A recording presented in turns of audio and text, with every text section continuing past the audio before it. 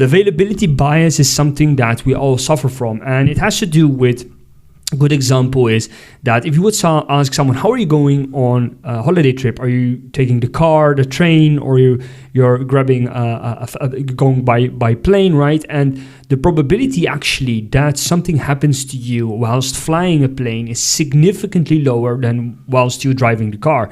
But this availability bias in our mind says that the information that I have available is that I know it is, if something happens when you're flying, you're dead, right?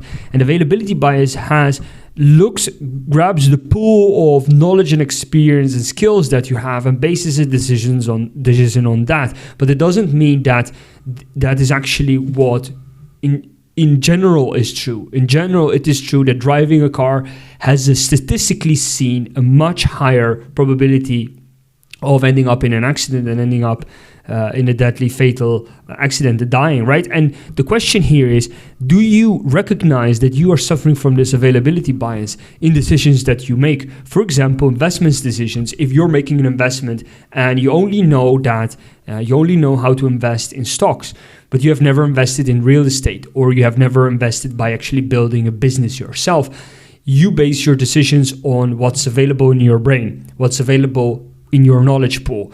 And how to break that bad habit is to look further and to acquire other sources of knowledge and experience, and that's usually other people who are experts in their fields.